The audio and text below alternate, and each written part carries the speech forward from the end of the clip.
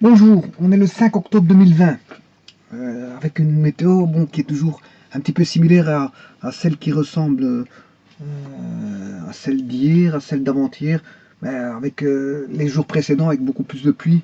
Voilà, on a eu une charge de pluie qui est importante depuis une vingtaine de jours. Enfin, depuis une quinzaine de jours, je crois. Quinzaine de jours. Je vais faire une petite vidéo qui va concerner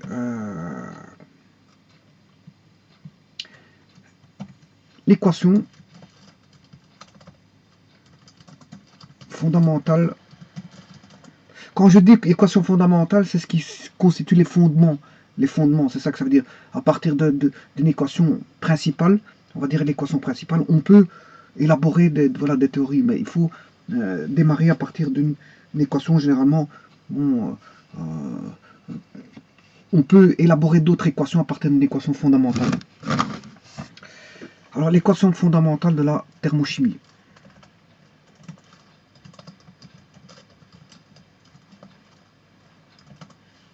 Bon.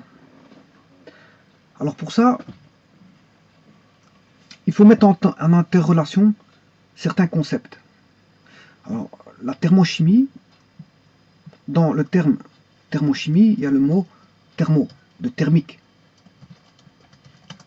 Thermochimie. Je peux le mettre en deux mots. Hein. Je peux le mettre comme ceci. On comprend. Que je mette ceci ou ceci, on comprend que c'est la chimie relative à la chaleur. Bon. Mais il y a aussi une autre branche qui étudie la chaleur, vous la connaissez, c'est ce qu'on appelle la calorimétrie. Voilà. Alors, tous deux prennent attache de théorie, prennent attache dans leur élaboration théorique à partir d'une branche définie qui est ce qu'on appelle la thermo. Alors ici aussi, je peux le mettre en deux mots. Je peux le mettre en un mot, mais ici je le mets en deux mots. Thermodynamique. Je vous avais déjà parlé de la thermodynamique. C'est un concept, apporte des concepts généralisés. La thermodynamique apporte des concepts généralisés.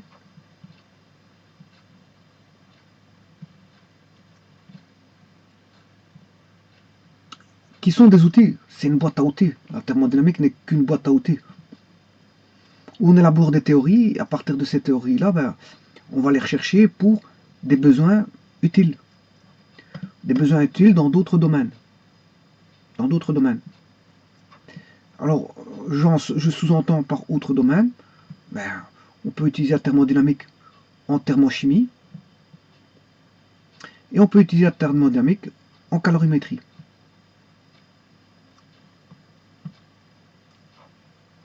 Bon, sachant que on va partir de là, on va partir de la thermodynamique pour élaborer l'équation fondamentale de la thermochimie.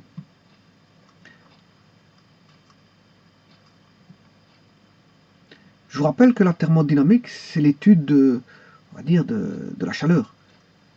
Je vais dire plutôt de la matière, de la chaleur, de l'énergie. Thermodynamique, c'est plutôt énergétique. Hein. C'est vaste, c'est vaste. Ça étudie les concepts énergétiques. Les concepts énergétiques. Donc, c'est très vaste. C'est très vaste. Si je vais juste remettre en son endroit parce qu'il ne veut pas, se mettre, je vais le faire tout de suite. Voilà. En espérant qu'il va le prendre. Voilà. Et là, il l'a pris.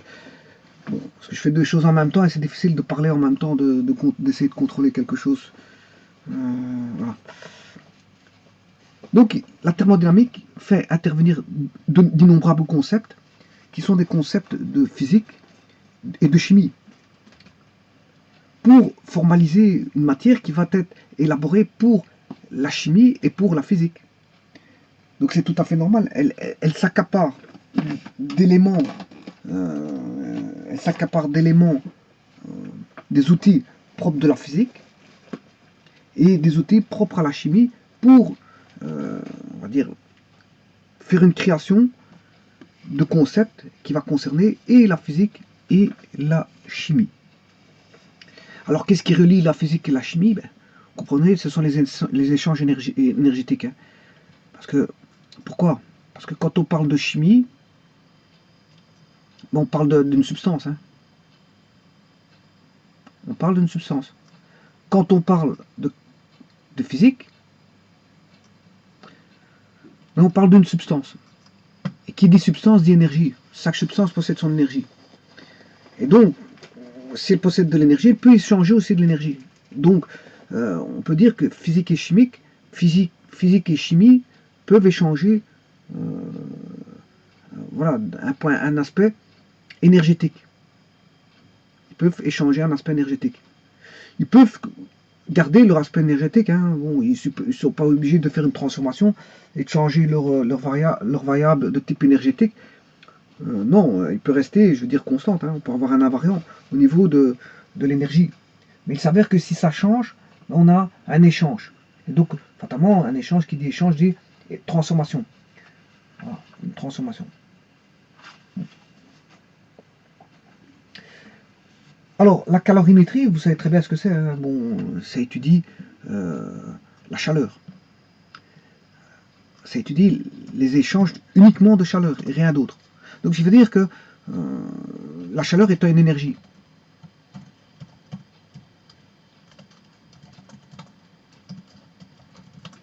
Donc, ce qui veut dire que la thermodynamique possède son équation principale. La thermodynamique possède son équation fondamentale de la thermodynamique. L'équation fondamentale de la thermodynamique. Équation fondamentale de la thermodynamique.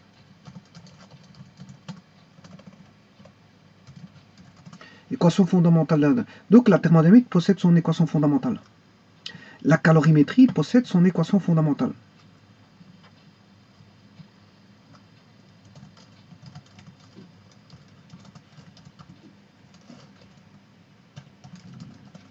Voilà. L'équation fondamentale. Bon, l'équation fondamentale de la thermodynamique, enfin de la calorimétrie, vous la connaissez. C'est delta Q est égal à la masse. Vous voyez qu'il y a une masse physique ici, fois. C'est de la calorimétrie physique que je fais ici. Hein. Parce que la calorimétrie chimique, je vais l'intégrer dans la thermochimie.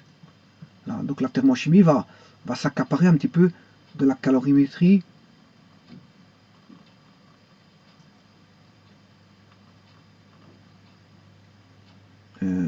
chimique ou thermochimique.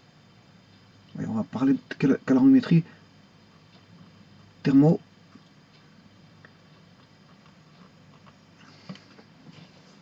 Je vais l'écrire parce que je n'arrive pas à écrire. Il faudrait un crayon, je n'ai pas de crayon. Alors, je vais l'écrire comme ceci. Donc la calorimétrie, enfin la thermochimie, pourra s'accaparer des éléments de calorimétrie, pour autant que bon, on ait de la chimie, hein, donc on aura de la calorimétrie thermochimique. Voilà. Donc quand vous utilisez Q est égal à M fois C, chaleur massique du corps, qui est une grandeur physique, fois la variation de température, c'est ce qu'on appelle l'équation fondamentale de la calorimétrie. Bien sûr, en élévation de température. Hein, en élévation de température. Parce qu'il existe une seconde équation qui est delta Q est égal à la masse du corps fois la chaleur latente de changement d'état. Et là, chaleur latente de changement d'état, on est en changement d'état. Donc il y a une chaleur pour élever la température, mais il y a une chaleur pour un changement d'état. On a deux étapes, deux changements d'état possibles dans un sens. Voilà. Si vous faites, on peut avoir une courbe qui fait ceci. Voilà, on peut avoir le liquide plus solide. Enfin, je m'excuse, c'est le solide. On a le solide. Alors là, ça va être solide plus liquide.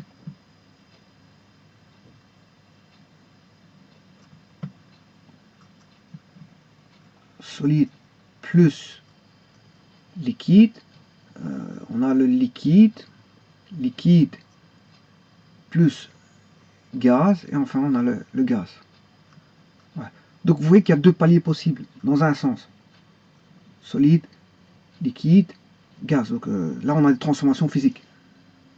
On a des transformations physiques. C'est des changements d'état physiques. Voilà.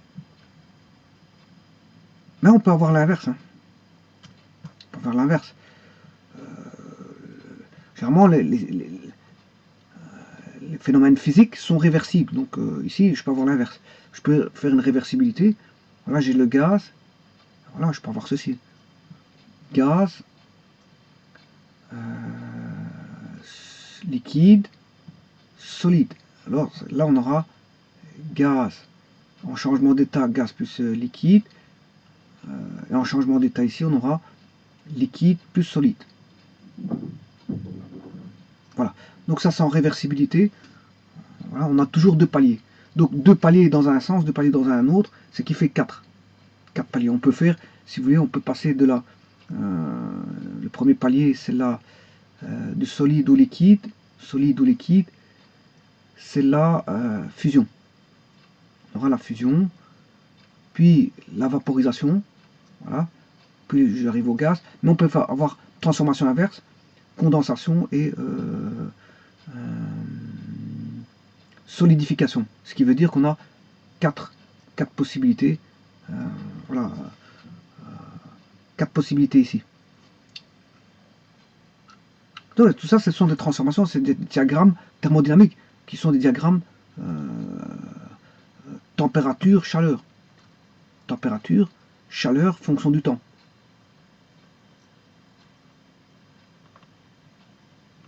C'est diagramme TQ. TQ.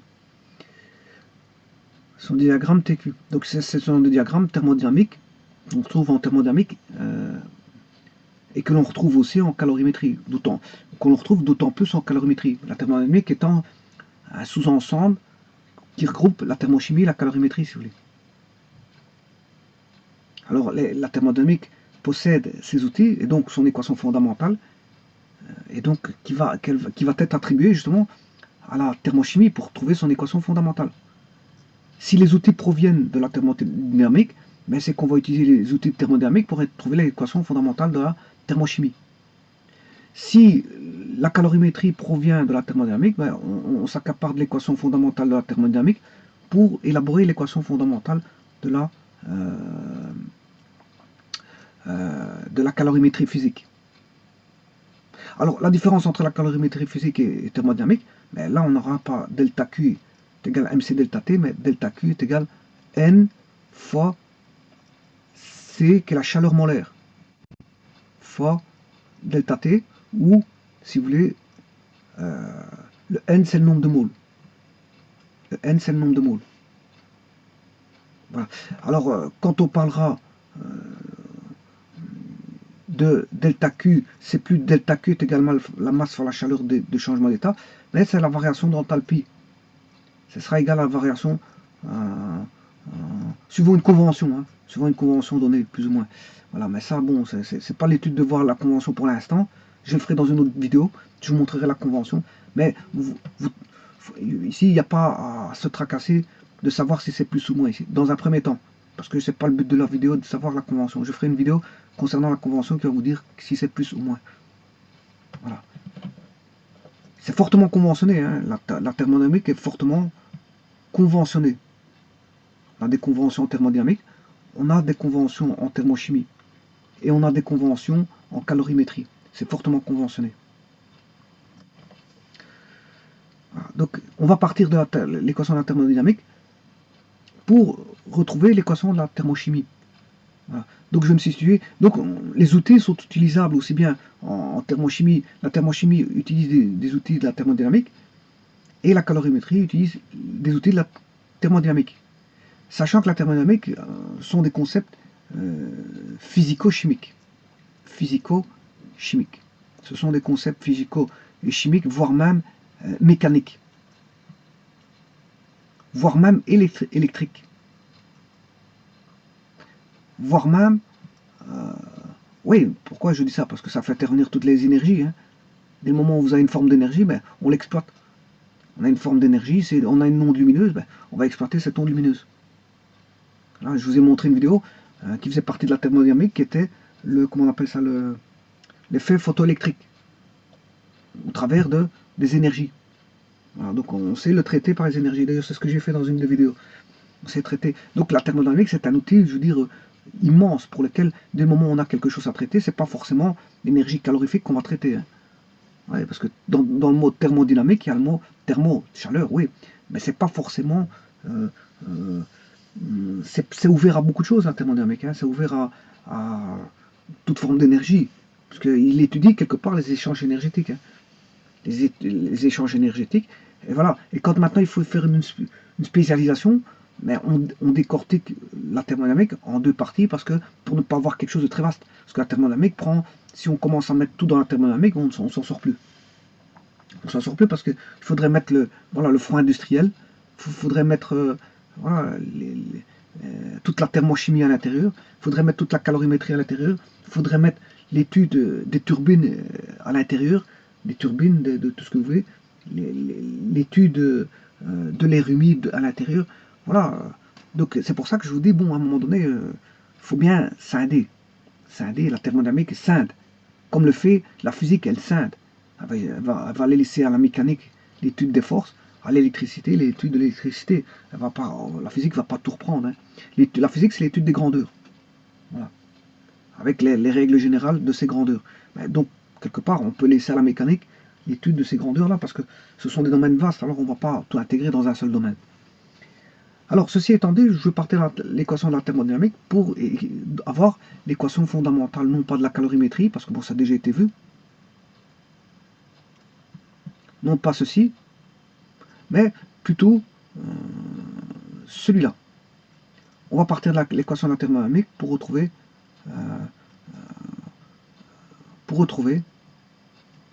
l'équation fondamentale de la thermochimie.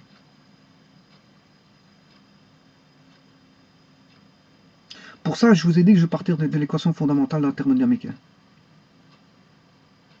On va partir de ceci.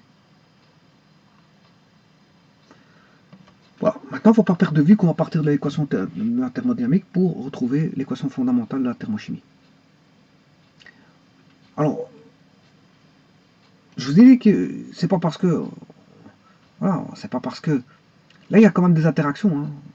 Des interactions, thermochimie, calorimétrie, il y a des choses que vous verrez d'un côté ou de l'autre. Pourquoi? Parce que ça fait appel à la thermodynamique. Et la thermodynamique, on peut la traiter en tant qu'un tout. On traite le problème en tant que thermodynamique. Donc ça se pourrait, le problème qui est thermochimique, il va être traité au niveau thermodynamique et on va aller rechercher des concepts de calorimétrie physique. Tout comme si je traite un problème de calorimétrie physique, je fais peut-être apparaître des outils de la thermodynamique et donc je vais retomber sur un concept de thermochimie. Donc en fait, il n'y a pas de frontière, il n'y a pas une frontière qui sépare le tout. Hein. Bon, je peux traiter un problème de calorimétrie physique par l'entremise d'une calorimétrie thermochimique, comme je peux traiter une calorimétrie thermochimique sur base de calorimétrie physique. Voilà. En d'autres termes, je peux utiliser partiellement cette équation en utilisant un nombre de moles en le mettant en masse.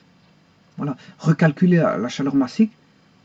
Si on me donne la chaleur massique, si on me donne la masse et la chaleur massique, la chaleur molaire, je m'excuse, la chaleur molaire. Si on me donne la masse et la chaleur molaire, mais je repasse par la chaleur massique. Voilà. Je retraduis la chaleur molaire en chaleur massique. Et là, vous voyez qu'on a donné dans le problème une chaleur molaire qui était un concept thermochimique. La chaleur molaire, c'est la mole, c'est la chimie.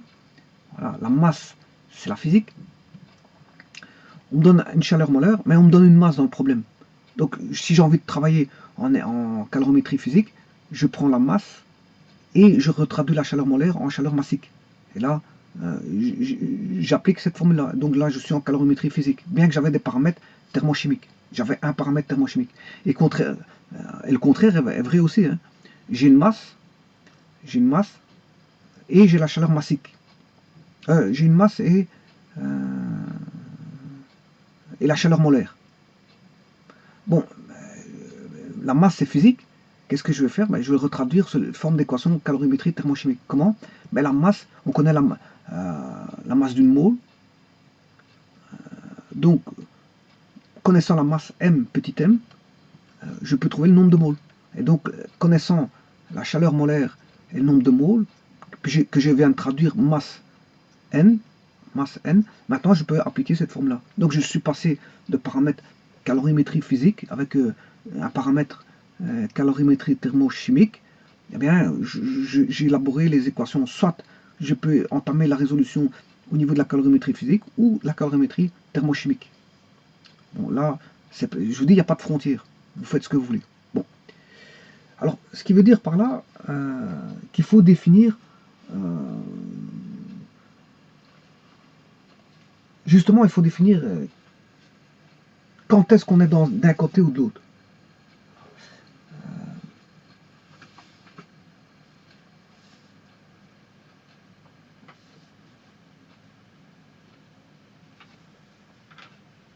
Bon, quand est-ce qu'on est d'un côté ou de l'autre?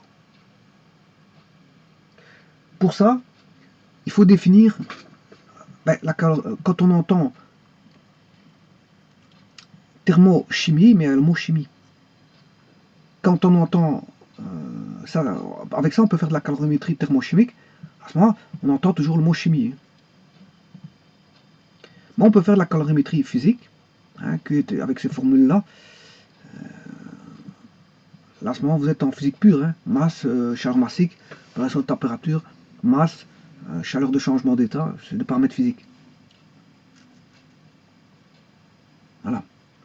Classé sous, si vous cherchez la chaleur massique, c'est un paramètre, une propriété thermique du corps. Mais thermique, c'est physique. Hein. Voilà. Maintenant, si vous cherchez le nombre de moles, chaleur molaire, bah, ça c'est des paramètres chimiques. Alors, là, il faut bien faire une distinction entre justement la thermodynamique va jouer au niveau de deux points de vue ici. Soit le point de vue physique ou le point de vue chimique. Alors, pour ça, il faut décrire ce que c'est qu'un phénomène physique.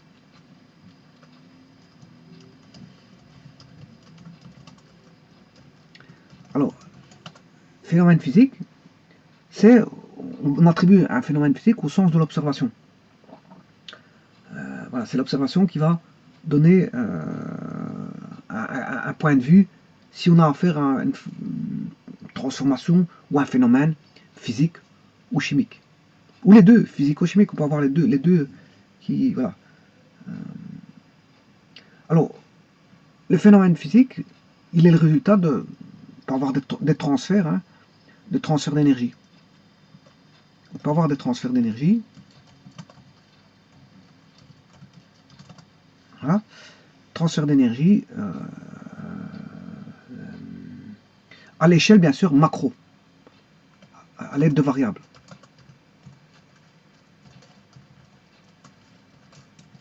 Voilà. On a transfert d'énergie à l'échelle macroscopique. Voilà. Transfert d'énergie à l'échelle macroscopique. Et ce qui est fort important à savoir, c'est, attention, c'est ça, c'est sans altération de la matière ou de la substance ou du corps, de la matière. C'est-à-dire la matière elle reste ce qu'elle est. Elle ne change pas de nature, elle reste ce qu'elle est. Sans altération de la matière. Attention à ça.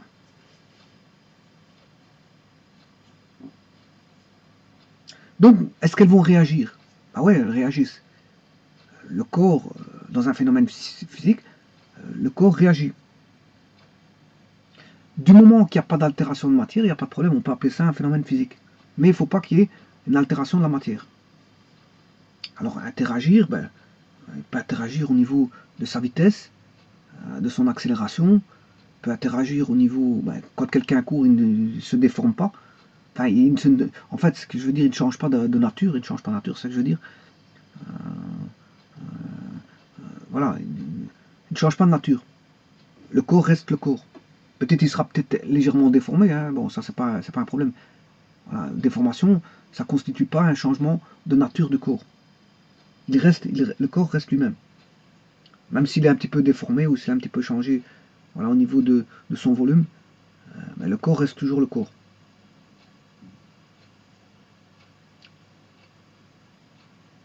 Alors dans les phénomènes réversibles, enfin les phénomènes physiques qui sont souvent réversibles. Pourquoi? Parce que justement, il n'y a pas d'altération de la matière. Donc plus souvent, ces phénomènes physiques sont de transfert d'énergie à l'échelle macroscopique sont de type phénomène réversible, la plupart du temps. Voilà. Alors, n'allez pas entrevoir un état, si vous prenez l'état solide, je vais prendre l'état solide, je fais une transformation physique, et il va devenir, si je lui apporte de la chaleur à un état solide, ben, à un moment donné, il va changer avec sa température, on va dire, de fusion, arriver à sa température de fusion à une certaine pression, suivant le diagramme PT, on arrive à l'état liquide. Il y aura une transformation solide-liquide. Ça, c'est ce qu'on appelle la fusion. La fusion d'un corps. Si je prends de l'eau, ben, on a l'eau à l'état solide, qui est la glace. Qu'on indique par ceci. O, on a de la glace. Ou si vous voulez, S pour solide, c'est de la glace, hein, on appelle ça de la glace. Si je le fais fondre, on va avoir de l'H2O liquide, que j'appelle petit l. Voilà. On indique comme ça les états de la matière. Mais ce sont des états, ça n'a rien à voir avec la matière elle-même. L'eau, la matière c'est l'eau. L'eau est restée de l'eau. L'eau est restée de l'eau. Donc là on a un phénomène, la fusion est un phénomène physique. Alors, on a eu juste un transfert d'énergie pour le faire passer de solide à liquide. On lui a apporté une chaleur de fusion. Voilà, on a fait un transfert d'énergie à l'échelle macroscopique, bien sûr. On a apporté de la chaleur Q, ou delta Q si vous voulez, plutôt delta Q. Et on a, voilà, on a établi un changement d'état. L'état solide est devenu liquide. Mais c'est pas parce que il est passé de l'état solide à l'état liquide qui a changé sa nature. On a toujours de l'eau là. On a toujours de l'H2O. Donc à ce niveau-là, on ne peut pas dire que. Ah, donc on a le phénomène physique. C'est un transfert d'énergie à l'échelle macroscopique sans altération de matière. Et je viens de vous prendre une transformation ici qui est la fusion. Bon, je peux vous prendre pas mal de transformations physiques. Hein. Qu'est-ce qu'on peut avoir? Je vous en indiquer quelques-unes.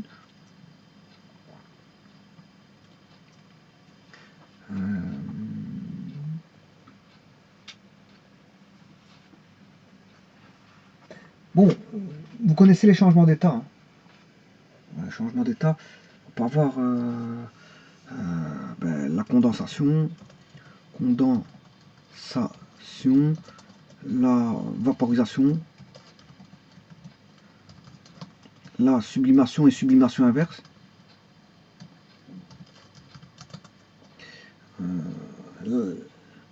La caléfaction.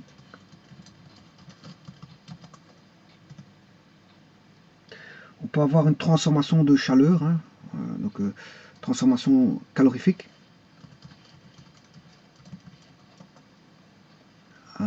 Adiabatique. Hein, adiabatique. On peut avoir une transformation isotherme d'un gaz, par exemple. Isotherme, c'est à température constante. Une transformation isochore à volume constant. Une transformation isobar, c'est à pression constante. Voilà. Et encore, il y a d'autres transformations. Hein, on n'a pas qu'une transformation à température constante. Voilà, on peut avoir des transformations polytropique, isotropique, voilà. C'est pas ça qui manque dans les transformations. Voilà. Alors je vous cite les plus faciles, parce que pour les autres, il faut vous les expliquer, ça demande voilà, des explications. L'évaporation. L'évaporation, je peux avoir l'échange de chaleur, échange thermique par contact. Ce qu'on fait dans calorimétrie, hein, dans un caloromètre. Voilà, et ainsi de suite. Voilà, là, je vous donne toute une panoplie de transformations physiques. Transformation physique. Je peux avoir, je peux encore mettre beaucoup. Hein, bon, j'en ai mis. Voilà, je peux avoir la distillation,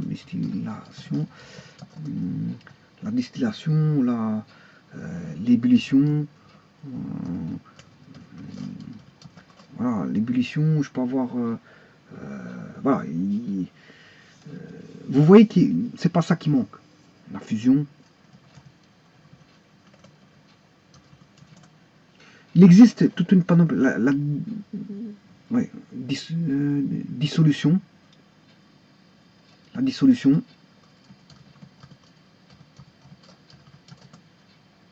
Voilà. Et ainsi de suite. Vous continuez. Donc ça, ce sont toutes les possibilités de transformation. Donc un système peut subir au niveau phénomène physique. On peut avoir ceci. Condensation, vaporisation, sublimation, caléfaction, une transformation adiabatique, une transformation isotherme, isocore, isobare, une évaporation, un échange thermique par contact, c'est-à-dire un équilibre thermique, distillation, une ébullition, une fusion, une dissolution. Enfin, peu importe, c'est pas ça qui manque. Voilà. Donc vous voyez que ça, ça concerne la physique. Mais moi ici, je suis en train de voir un point de vue thermodynamique, chimique. Donc ceci, on le sait bien. On le sait bien au travers de le phénomène physique. Mais moi, ce que je veux voir, c'est l'équation fondamentale de la thermochimie. Il ne faut pas perdre de vue que c'est ça que je veux voir. C'est de voir l'équation fondamentale de la thermochimie, qui va se baser sur l'équation fondamentale de la thermodynamique. Donc ici, la physique ne m'intéresse peu, parce que bon, c'est pas ça que je veux. Mais je mets en relation la différence entre un phénomène physique et un phénomène chimique. Bon, maintenant que je vous ai montré ce que c'est qu'un phénomène physique, on va voir ce que c'est qu'un phénomène chimique. Et c'est ça qui nous importe le plus.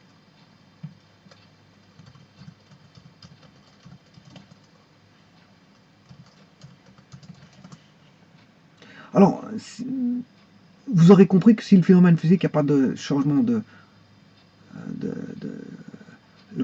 la matière, voilà, ne change pas. Voilà, la matière ne change pas. La matière reste qu'elle est dans un phénomène physique, mais la matière change dans un phénomène chimique. C'est surtout ça. Donc, elle va changer à beaucoup de niveaux. Beaucoup de niveaux. Et beaucoup de choses vont apparaître. Donc, je peux vous citer que dans un phénomène chimique, qu'est-ce qu'on peut avoir? On peut avoir un changement d'odeur, un changement de couleur, l'apparition de nouveaux phénomènes.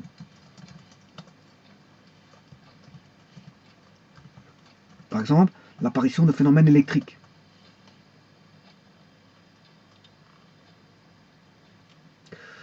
On peut avoir, je pense aux piles.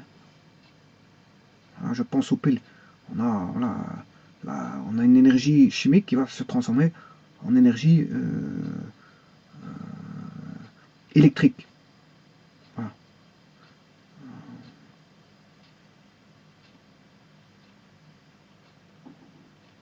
Voilà. Oui, mais vous allez me dire, ouais, mais on sait avoir ça au niveau phénomène physique. Si je prends une transformation mécanique, je peux avoir un phénomène autre que mécanique à partir d'un phénomène mécanique. Oui, transformation d'énergie sont faisables pour les phénomènes chimiques et physiques, il n'y a pas de problème. Mais n'oubliez pas que là, la nature de... Quand je dis apparition de nouveaux phénomènes, par exemple, un phénomène électrique, c'est-à-dire une énergie électrique, mais c'est parce que la matière a changé au sein de la pile. C'est un phénomène chimique. On a un phénomène chimique à la base. Parce qu'au niveau de la pile, bon, à l'intérieur, on a des réactifs. Voilà, on a une réaction chimique. Une réaction chimique. Les réactifs vont réagir, vont interréagir entre eux. Voilà, pour donner des produits, si vous voulez. Des produits. Et donc, fatalement, on parle de phénomènes chimiques ici, qui va créer l'apparition de nouveaux phénomènes, tels que phénomènes électriques à partir de phénomènes chimiques. Ouais, c'est pour ça que je dis ça. Mais c'est vrai qu'en phénomène physique, on peut avoir des phénomènes physiques qui vont donner d'autres types de phénomènes aussi, hein, magnétiques, électriques, peu importe. Mais là-bas, il n'y a pas de transformation. Contrairement ici, quand je dis une apparition de nouveaux phénomènes, c'est apparition de nouveaux phénomènes à partir de, bien sûr, de réactions chimiques. C'est ça que je veux dire. Bon, on peut avoir, je peux citer par exemple un dégazement. Je peux citer une réaction de précipitation.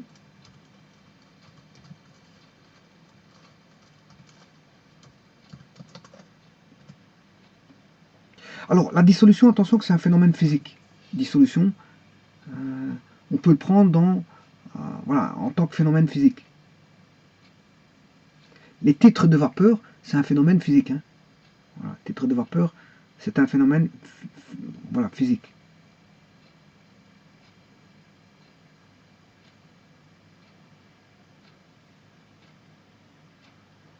Parce que l'eau reste de l'eau. Hein.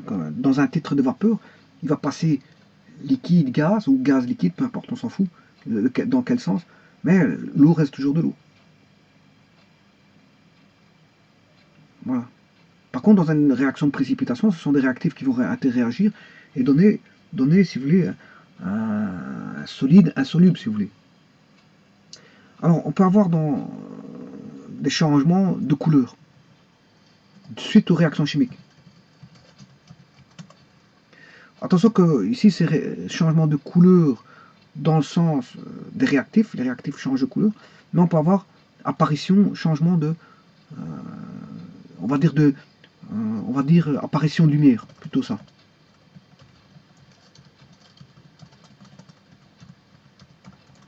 On peut avoir de l'apparition de lumière suite à des réactions chimiques, toujours. Hein. Je ne suis pas en phénomène physique, mais chimique, c'est-à-dire que, en gros, les phénomènes chimiques peuvent avoir lieu en général quand on met des réactifs. Donc, on a A mol d'un réactif A plus B mol d'un réactif B qui est une molécule. Hein. A et B sont des molécules ou des ions. Ça, c'est de la matière. Des ions molécules. Hein, des ions molécules, ou même pourquoi pas un atome. Hein. Voilà.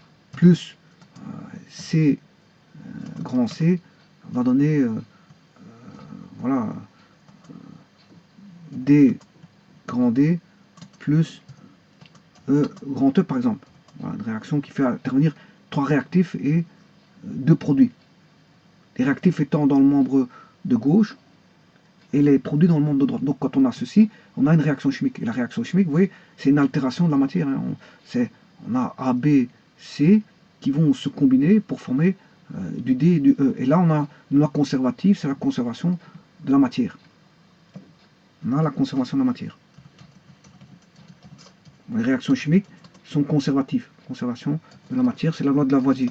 Rien ne se perd, rien ne se gagne, tout se transforme au niveau matière.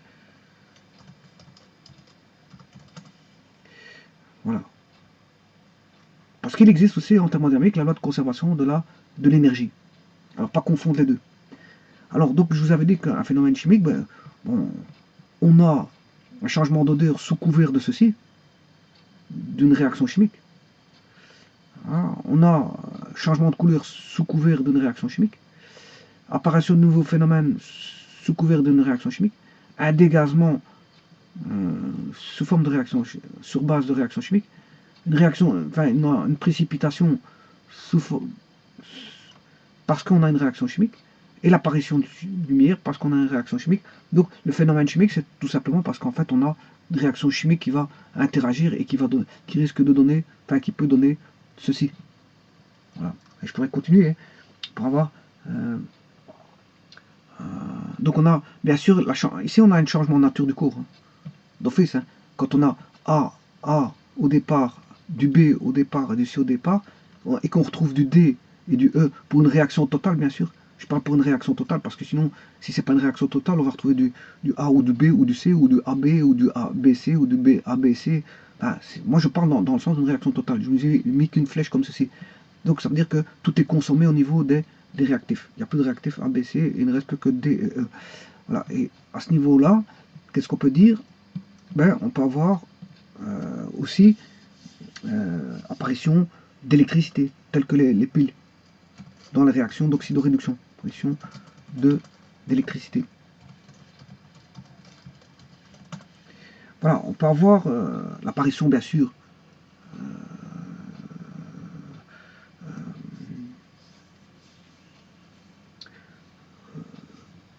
quelque chose, et non des moindres, l'apparition de chaleur. Voilà. Bon, mais l'apparition de chaleur, vous le savez qu'on a ça en physique. Hein. Je vous ai dit, tant que vous n'avez pas de nature, de changement pour le phénomène, d'ailleurs je vais le mettre ici. Je vais mettre ici, en opposé, phénomène physique. Bon, on peut avoir beaucoup de ces choses-là. Hein. Beaucoup de ces choses-là peuvent arriver en phénomène physique, mais il ne faut pas perdre de vue qu'en phénomène physique, on n'a pas de transformation de la nature de la matière. Voilà, c'est surtout ça qu'il ne faut pas perdre de vue, hein, parce que bon, c'est vrai qu'on peut avoir aussi des phénomènes magnétiques qui vont apparaître, des phénomènes physiques, et l'apparition de lumière pour des phénomènes physiques, voilà. Mais il n'y a pas du moment que ça reste qu'il n'y a pas de transformation de la nature de la matière. Par contre, là, on a d'office la transformation pour un phénomène physique, chimique, je m'excuse, transformation de la matière. Voilà. La grande différence, elle est là. Maintenant, s'il y a des échanges d'énergie, on peut avoir des échanges d'énergie aussi bien au niveau chimique que physique. Bon. Maintenant, je vous ai cité tout ceci. Voilà. Qui peut arriver ici aussi. Hein. On peut avoir voilà, certaines choses qui sont là. On peut avoir des phénomènes magnétiques, phénomènes physiques, phénomènes électriques. Pourquoi? Parce que on a quand même si je prends un phénomène physique avec son énergie mécanique, hein, l'énergie mécanique, mais je peux avoir une transformation énergie mécanique vers une autre forme d'énergie. Donc c'est normal qu'on pourra peut-être avoir l'apparition d'électricité, l'apparition voilà, de lumière ou autre, à partir de l'énergie mécanique.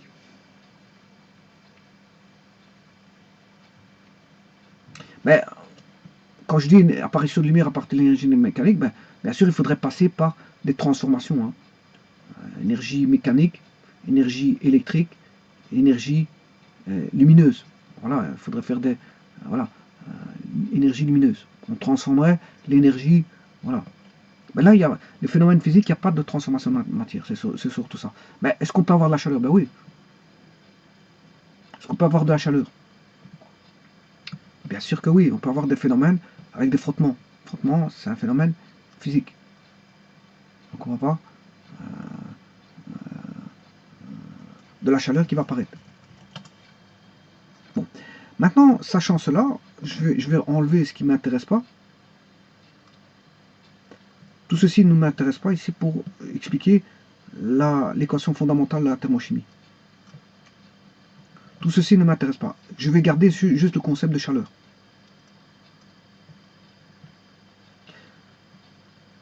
Voilà. Je conserve juste le concept de chaleur. Et là, on peut avoir des phénomènes chimiques qui font intervenir donc une transformation de chaleur. On peut avoir des phénomènes physiques qui font apparaître l'apparition de chaleur. Bon.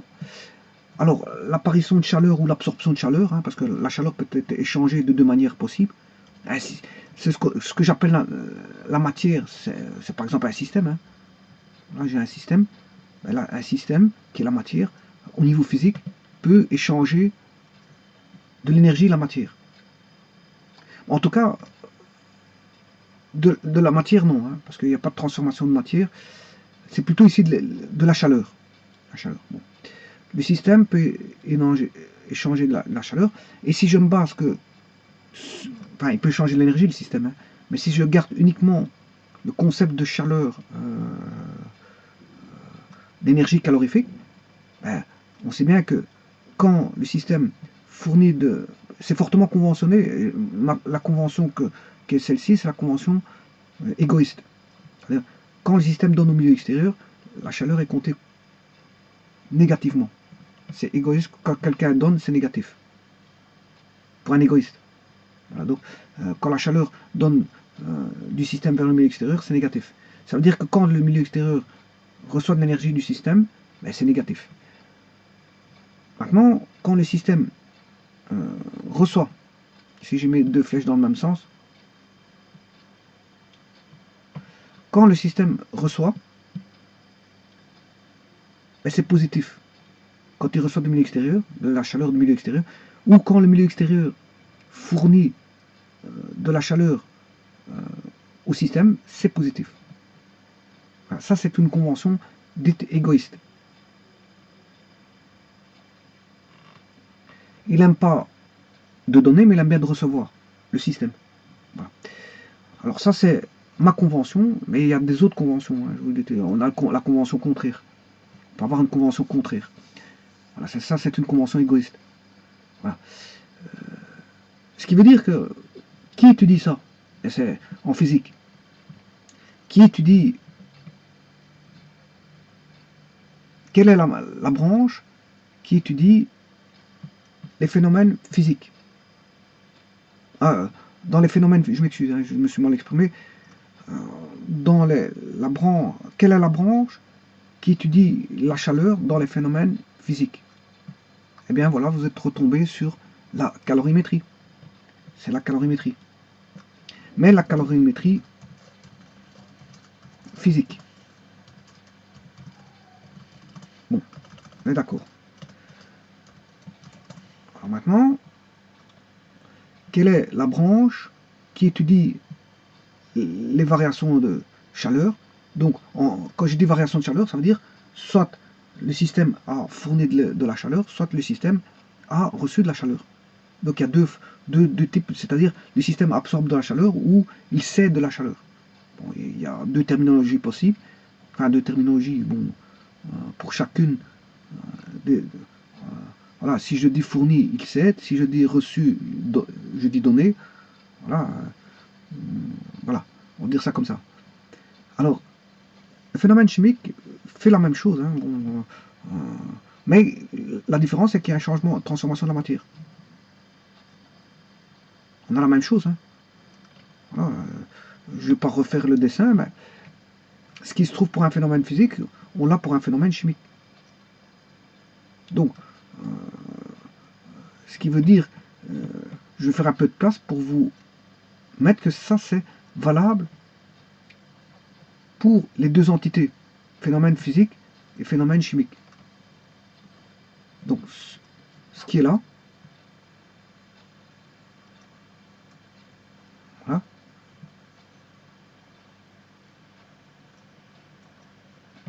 est valable pour les deux. Aussi bien pour un phénomène physique que pour un phénomène chimique. Bon. Alors ici, je vais remettre des choses un petit peu en ordre, parce qu'il y a des choses qui se sont effacées.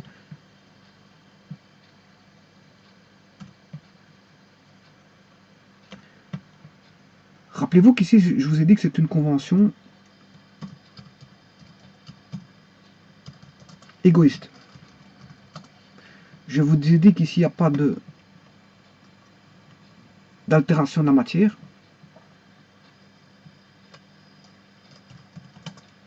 Pas de changement de matière.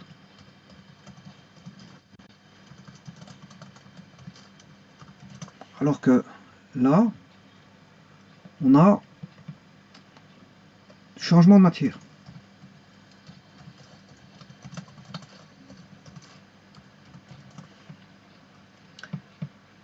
Alors, les phénomènes physiques qui vont étudier la chaleur, c'est ce qu'on appelle la calorimétrie physique. Avec, bien sûr, vous comprendrez ces équations qui ressortent de là, de la calorimétrie physique. Je vous en ai montré deux, c'est la variation de changement d'état Q est égal à MC delta T, voilà, delta Q est égal à MC delta T, où M représente la masse, C la chaleur massique, et delta T la variation de température, voilà, et la variation de chaleur, la deuxième équation qui est en changement d'état, c'est la masse fois la chaleur de changement d'état. Donc, il y a des équations ici, ce sont les équations de la calorimétrie physique.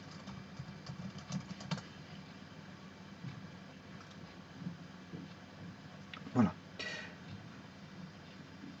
Alors, là, on aura aussi des équations. On aura des équations ici. Ça, c'est l'équation que je dois élaborer maintenant.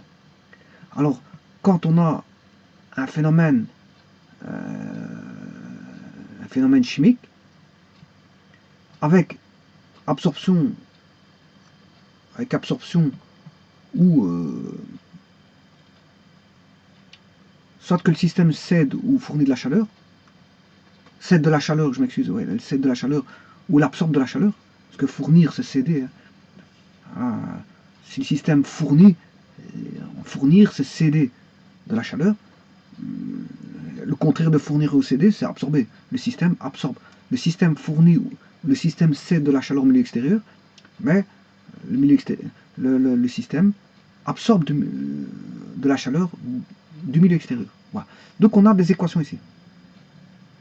Là, changement de matière pour le. Voilà. Donc on aura les mêmes phénomènes. Hein. On aura ceci. On aura une convention égoïste pour les deux. Ouais, il faut garder les mêmes conventions. Hein. Si vous prenez une convention altruiste pour un côté, vous le faites pour l'autre côté aussi. Hein.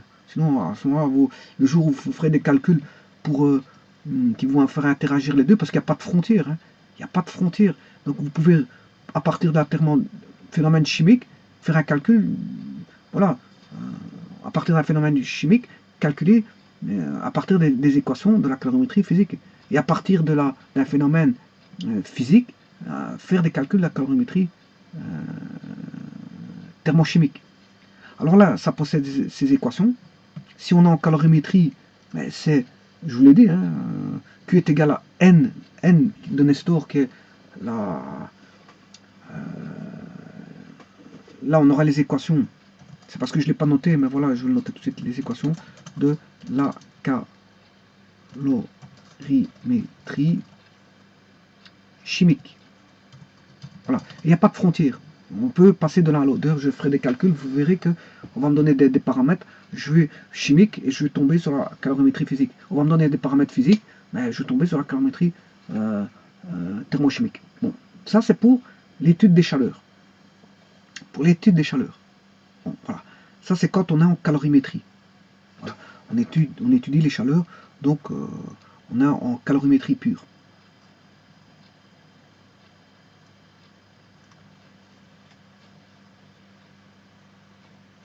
Bon, on peut avoir... est-ce que la condensation est un phénomène physique ou chimique? Ben, ça dépend. Si le corps reste lui-même,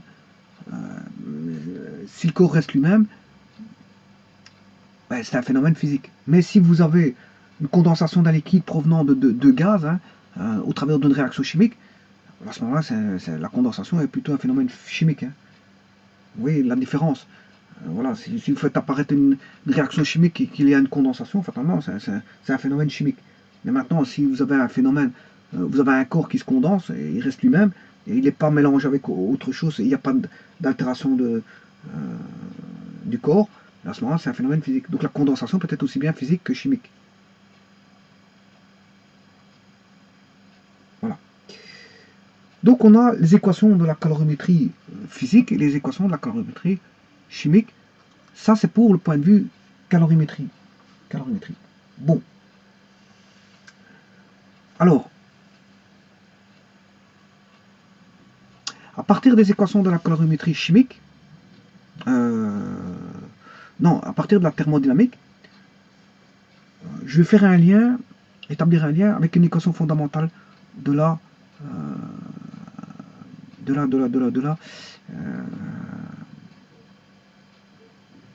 je ne sais pas ce que je voulais dire. Mais là, ben, enfin, c'est pas grave. J'ai oublié ce que je voulais dire. Enfin. Donc, maintenant, je vais effacer tout ceci et je vais aller chercher les concepts de la thermodynamique pour établir l'équation fondamentale euh, de la thermochimie. Donc, vous voyez que le concept de chaleur peut être utilisé pour un phénomène physique que pour un phénomène chimique. Et pour un phénomène chimique, on va l'étudier en calorimétrie physique. Si on est en phénomène physique, en calorimétrie physique, mais la chaleur, on peut l'étudier en calorimétrie thermochimique. Mais on peut passer de l'un à l'autre parce qu'il n'y a pas de barrière. Hein. Pas de barrière. Il n'y a pas forcément une frontière qui dit qu'on ne peut pas passer de l'un à l'autre. Voilà. C'est ça que je veux dire.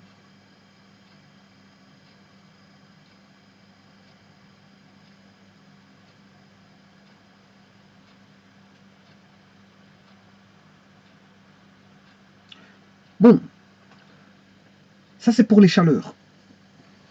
Pour les chaleurs. Maintenant, je vais établir une équation. Toujours en phénomène. Je ne sais pas ce que je dois effacer ici parce que je suis en train de regarder si je peux effacer certaines choses. Je ne vais plus me situer en phénomène physique. Ça, c'est sûr et certain. Les conventions, elles sont ce qu'elles sont pour la calorimétrie. D'autres conventions vont arriver. Parce que justement, là, pour l'instant, je ne vous ai parlé que delta Q. Delta Q. La variation de chaleur. Va venir à un moment donné la variation d'enthalpie. La variation d'enthalpie, suite voilà, au concept de variation de chaleur, ben, on va introduire la notion de variation d'enthalpie. Mais ça doit se faire par l'entremise des outils de la thermodynamique. Parce que, voilà, on verra, là on a une chaleur qui est une énergie, oui, mais on va voir le concept sous forme d'enthalpie. Enthalpie. Voilà. Et d'enthalpie, donc, fatalement, d'énergie interne, delta U. Parce qu'on démarre de l'énergie interne pour parler de l'enthalpie. Bon, l'énergie interne contient ce fameux delta Q. Bon, ben on va voir un nouveau concept et établir l'équation fondamentale de la thermochimie. Alors pour ça, je vais tout effacer malgré tout. Je décide de tout effacer et partir du concept de la thermodynamique pour retomber sur le concept thermochimique. Alors on va partir de l'équation fondamentale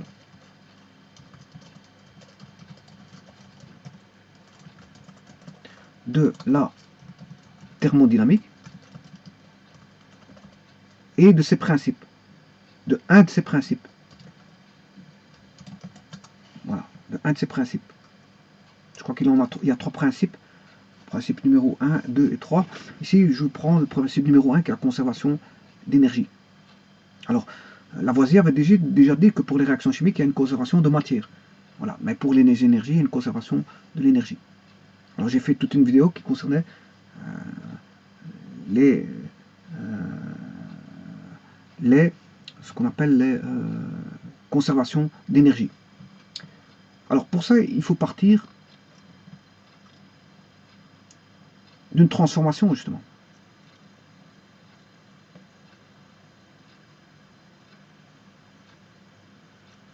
Alors là, on a un état énergétique. On a un état énergétique X. Ah, et là, Y.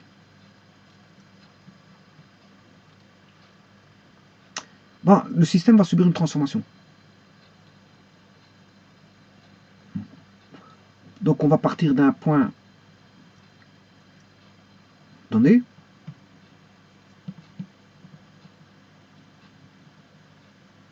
Pour faire subir au système une transformation.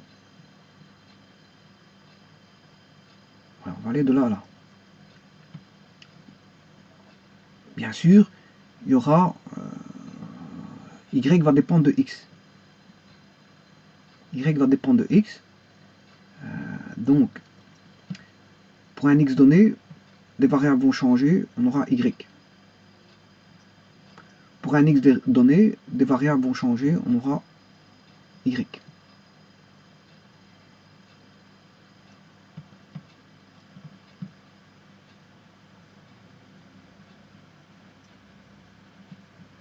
Donc, pour un x donné, que je vais appeler x1, l'état x1,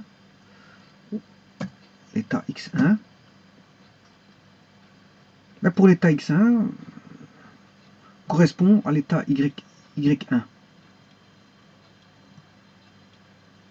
Pour un état x2,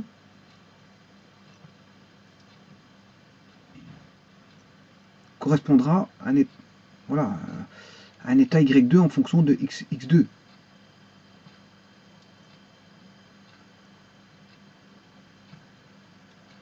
Voilà.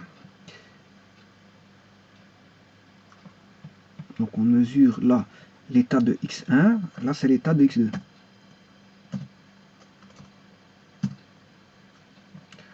Là, pour x1, on aura une variable y1, fonction de x1.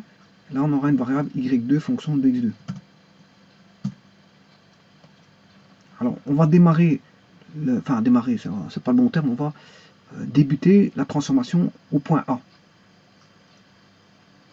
Donc le point A, je vais le situer, il est là, c'est x1, y1. Pour terminer la transformation au point B. Donc ça c'est le point A, début de la transformation, ou la situation initiale si vous voulez. Et là on a le point B qui est la situation finale. La transformation, rappelez-vous que j'utilise les équations fondamentales. Oui, avant de mettre la transformation, je n'ai pas encore fait de transformation en B. Hein. Pour l'instant, faites comme si je n'avais pas le B. Je suis en A. Il n'y a que A qui existe pour l'instant. C'est l'état initial. Je n'ai pas encore fait la transformation. Je vais la faire par après. J'ai déjà situé le point B, c'est ça que je veux dire. Bon, j'ai pris de l'avance, bon, j'ai situé le point B. Bon. Mais en fait, pour l'instant, j'ai le point A. La transformation est au point A. Au point A, on a un système multivariable qui va dépendre de l'état X1 va dépendre de beaucoup de choses. L'état énergétique de X1 va dépendre de beaucoup de choses. Bon, la pression au point A que je vais appeler P1 pour éviter de mettre un A. Une pression, un volume en 1. Je peux mettre une température à l'état 1, à l'état initial, il a une certaine température, il a un nombre de moles, un 1, il a qu'est-ce qu'on peut dire une vitesse. Bon, c'est une vitesse de fluide alors à ce moment-là. Si c'est une vitesse de fluide, je vais l'appeler C1. C'est pas une vitesse de lumière. Hein. C'est pas la vitesse de la lumière, ça n'a rien à voir. C'est une vitesse de fluide dans une tuyauterie, une canalisation, un tuyau, peu importe. Hein. Voilà, c'est un fluide qui passe au travers voilà, d'une conduite. Ça peut être un gaz ou un liquide, peu importe. Il y a un état. Là, il y a un état. Voilà, on a un état. Je peux mettre même état. On a un état solide, liquide, gaz, peu importe. Voilà, on a je sais pas, je peux mettre toutes les variables possibles et imaginables. Hein. Je peux avoir une hauteur qu'on désigne en mécanique des fluides par voilà, Z. Z c'est la hauteur. Voilà. Et ainsi de suite. Hein. Bon, point virgule, 3W. Voilà. Voilà, ça c'est les variables à l'état initial. Bon. Le système subit une transformation qui va le conduire du point A au point B. Le système subit une transformation. J'ai mal fait ma flèche, je vais recommencer. Subit une transformation qui va dans le sens de A vers B. Voilà la transformation d'A vers B. Bon, mais en B, qu'est-ce qu'on va voir en B, on aura l'état X2 avec une certaine pression que je vais appeler P2. Est-ce que P1 égale P2? Pourquoi pas? Je dirais pourquoi pas. Si la pression n'a pas changé, on a P1 égale P2. Voilà, c'est ça que je veux dire. Mais si elle a changé, P1 est différent de P2. Le volume. J'aurais pu mettre une masse volumique aussi, un volume, une masse. Bon, je vous dis, voilà, P2, V2, T2, nombre de moles, N2, N2, C2, la vitesse au point 2, un état, point 2. une position de hauteur, Z2, et ainsi de suite. On peut mettre tout ce qu'on veut, comme variable thermodynamique, en tout cas. Voilà, maintenant, est-ce que P1 égale P2? Pas forcément. On peut avoir P1 égale P2. Est-ce que V1 égale V2? Pas forcément. On peut avoir V1 égale V2. Est-ce que T1 égale T2? Pas forcément. On peut avoir T1 égale T2. Est-ce que N1 égale N2? Pas forcément. On peut avoir N1 égale N2. Et est-ce que C1 égale C2? Pas forcément. On peut avoir C1 égale C2. Est-ce que l'état est le même? Pourquoi pas? On peut changer d'état. Est-ce que Z1 égale C2? Z1 égale Z2, pourquoi pas, ou on peut avoir Z1 différent de Z2, ou Z1 égale Z2, peu importe. Mais ça, une ou plusieurs variables va changer. En tout cas, l'état A n'est pas l'état B. D'ailleurs, c'est pour ça qu'on a une transformation que je vais appeler T.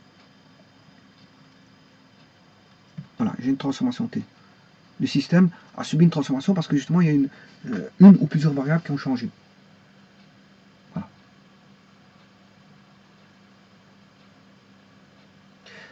Alors,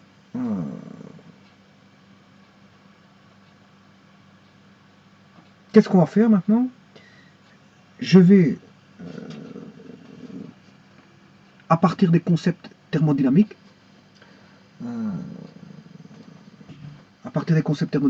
aller rechercher, bien sûr, les lois de la thermodynamique, en l'occurrence, voilà, le principe de conservation d'énergie.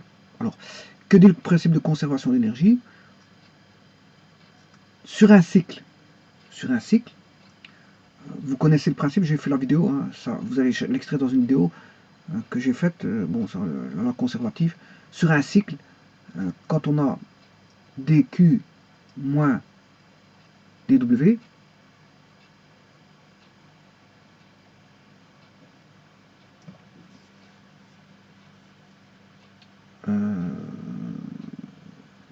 tout d'abord, l'équation, je peux vous dire l'équation, dans la littérature, je vous dis que j'ai toujours dit que c'est peut-être W plus Q égale 0. Dans la littérature, moi j'ai W moins Q. Il s'avère, parce que j'ai pas des conventions comme dans la littérature, je vous le dis tout de suite, c'est une histoire de convention. Alors, dans la littérature, c'est W plus Q égale 0. Moi, pour moi, c'est, suivant mes conventions égoïstes, et altruistes ici, parce que voilà, c'est W plus moins Q égale 0. Alors les conventions ici, c'est quoi? Elles sont égoïstes pour la chaleur, et elles sont altruistes pour le travail.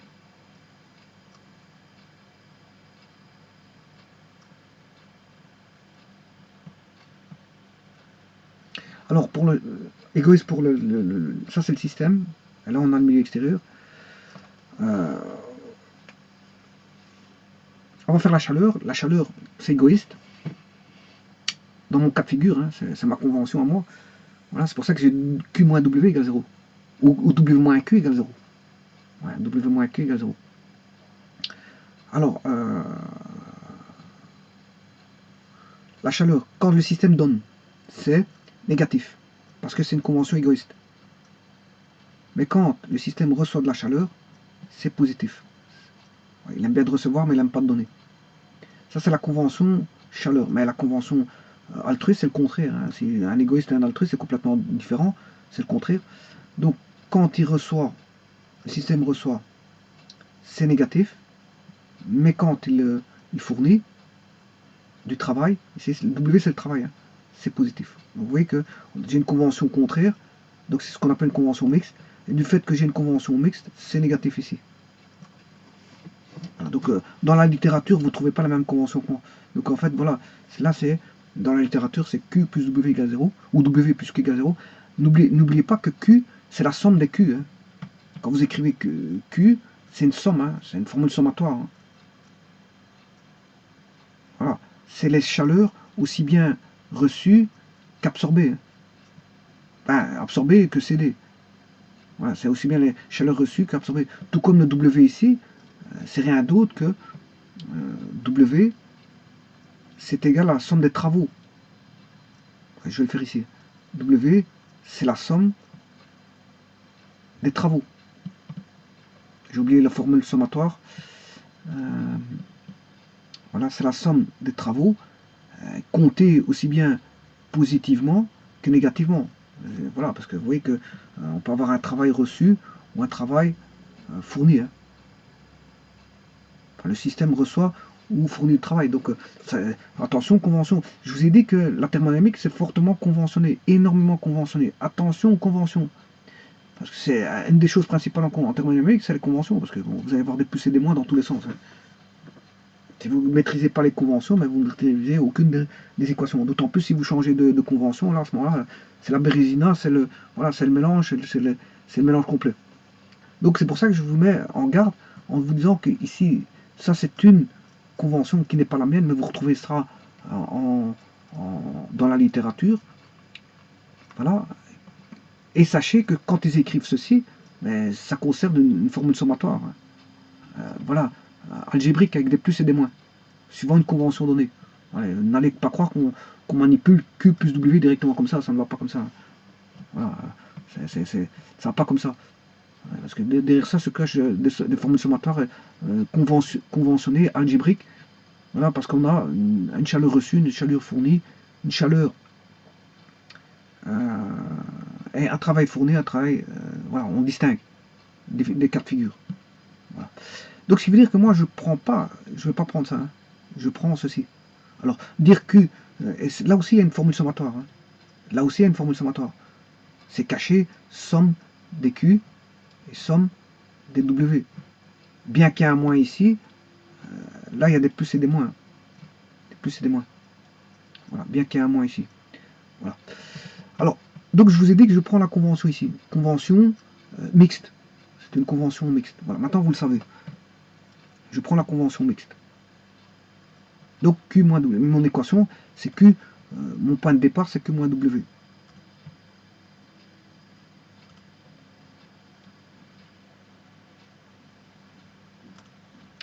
Alors, ce Q moins W, j'en fais un point de départ pour discuter de la conservation d'énergie. Ça a été fait d'ailleurs, en disant que si on prend des variations infinitésimales, voilà, D de Q, et qu'on fait la somme de toutes ces variations infinitésimales, enfin ici je l'ai mal fait, je prends des petites variations, voilà, de delta Q moins W, infinitésimales, voilà, et que je somme, et je fais la limite infinie de toutes ces delta Q plus W, ben, ça revient à faire dQ moins W.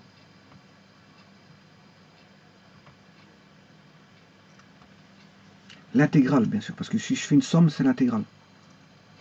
L'intégrale. Bon, alors si on fait l'intégrale sur un cycle fermé, ben, il y a le principe de conservation d'énergie.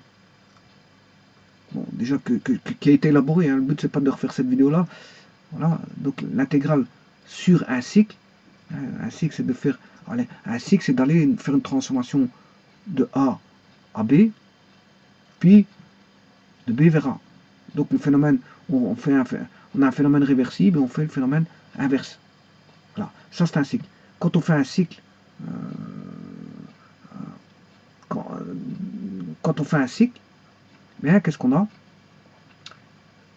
On a ceci, on a une loi conservative, on a 0. Ça a été démontré. Hein.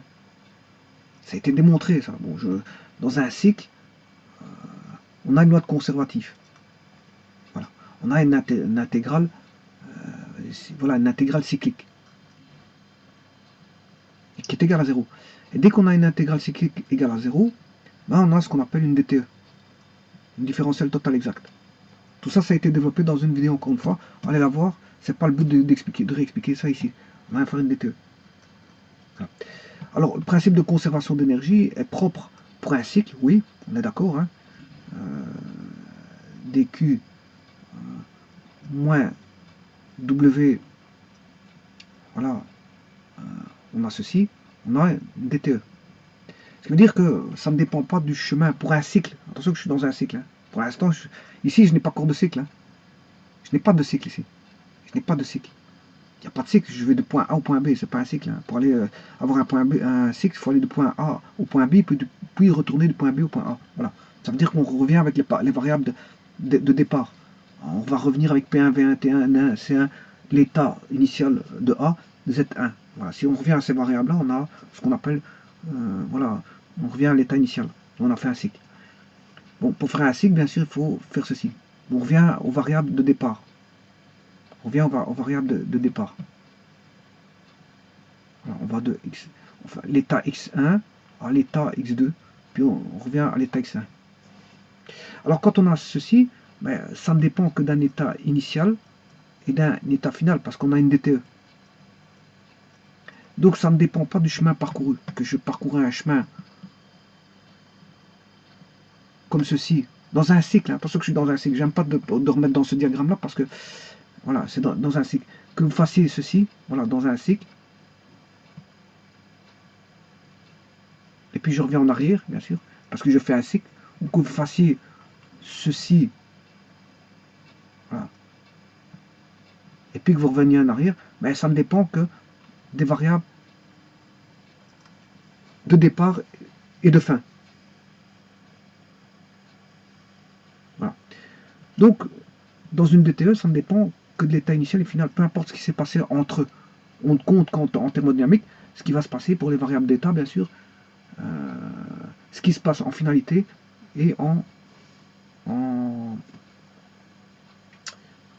finalité à l'initial. Rien de plus. S'il y a eu plusieurs transformations avant, on s'en fout. C'est le point de départ et le point final. Bon, pour faire un bilan, ça va être l'état initial et l'état final qui va être pris en compte. Et dans ce cas-ci, c'est l'état x2 et l'état x5 avec toutes leurs variables. Hein. C'est les variables que je vous ai citées, P2, V2, T2, N2, C2, l'état Z2, etc. etc., etc. Mais on reviendra. Voilà. Là, ça ne dépendra que de l'état final initial, peu importe s'il y a eu 10 transformations avant. Voilà. Alors ça, c'est une loi conservative, hein. C'est la loi de la thermodynamique qui dit ça. C'est la loi de conservation de la thermodynamique. Bon. Alors, ce que je vous ai dit, c'est que c'est vrai pour un cycle, mais c'est vrai pour un système isolé. Je l'ai démontré pour un cycle, mais pour un système isolé, ça reste d'actualité. Pour un système isolé, la primitive de dq moins w égale 0. Donc ça ne dépendra que pour un système isolé aussi de l'état initial et de l'état final. Voilà. Alors, une des vidéos disait que si on n'a pas de système fermé, on n'a pas de cycle, on a un système ouvert, tel qu'il est là. Là, ici, on a un système ouvert, on n'a pas un cycle. Eh bien, ça reste valable. Ça reste valable, mais à ce moment-là, il faut faire tout simplement, ça va dépendre que de l'état initial et de l'état final. Donc de delta x. Ça reste valable dans le sens où on aura delta x. Et derrière ça se cache une loi conservative. Là, on n'a pas de cycle. Hein. Là, on va de A vers B. Alors, de A vers B, j'aurai D de Q moins le travail. Voilà, c'est égal à delta x, qui est x2 moins x1. On a plus 0, hein, c'est normal parce que j'ai pas fait un cycle. Si je fais pas un cycle, ben, ça dépend de l'état initial et final. Voilà. Ça a été démontré, ça. Ça a été démontré en faisant, bien sûr, par l'intermédiaire d'un cycle. C'est une des dernières vidéos que j'avais fait auparavant, j'avais démontré ça. Donc, ça, si on va de A à B, si le système est ouvert, ben, ça fera x2 moins x1.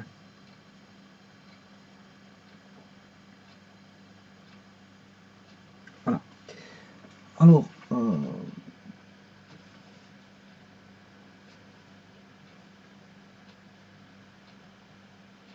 rappelez-vous quelque chose.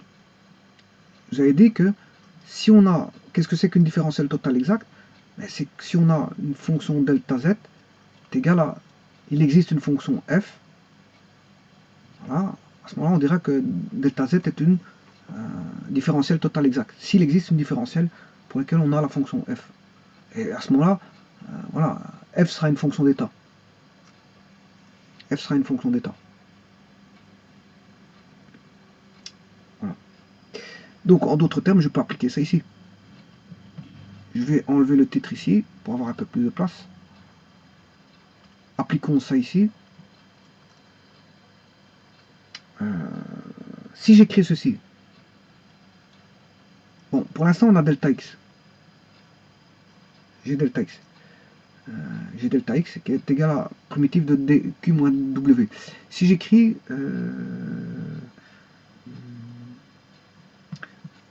delta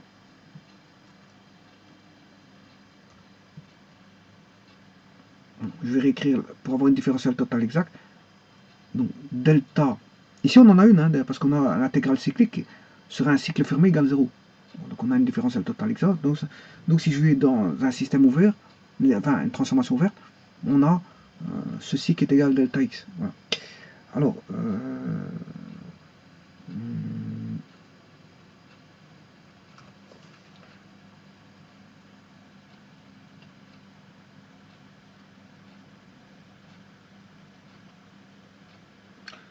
bon, si j'écris, donc je vais rappliquer ceci, hein, delta z égale df.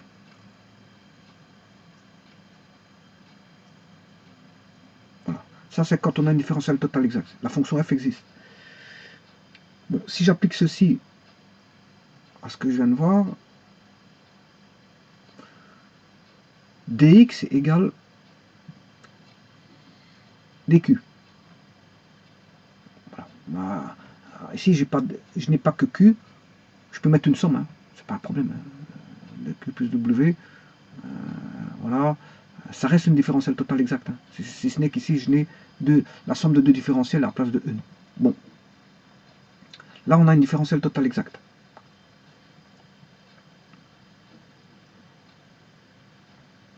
Si ce n'est que moi, ma convention, elle n'est pas plus. Hein. Je vous l'ai dit, elle est moins. La convention mixte. Donc, ce qui veut dire qu'on a un antagonisme ici, on a un moins. Là, on a une différentielle totale exacte. Alors, que mesure le dx? C'est un contenu énergétique. Ce qui veut dire que le x ici est un contenu énergétique à l'état 1, et là on a un contenu énergétique à l'état 2. Oui, pourquoi? Parce que j'ai fait une énergie calorifique moins une énergie de travail, ben, on a un contenu énergétique, bon, c'est normal. Hein. Voilà. Donc, sachant cela, on sait bien qu'on a une différentielle totale exacte, ça dépend que du chemin parcouru.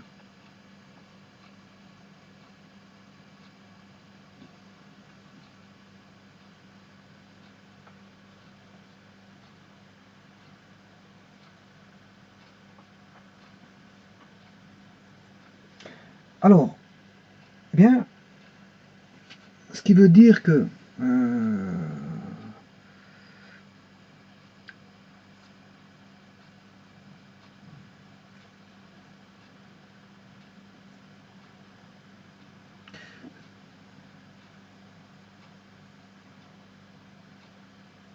je vais revenir au, à l'accroissement, non plus à la différentielle, hein, la différentielle c'est ceci, mais à l'accroissement, delta x. Que vaut l'accroissement?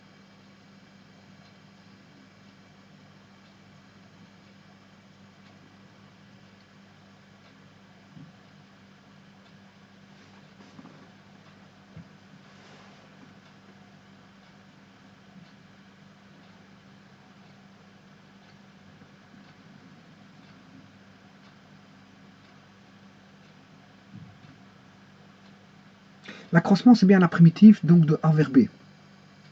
De A vers B. Alors,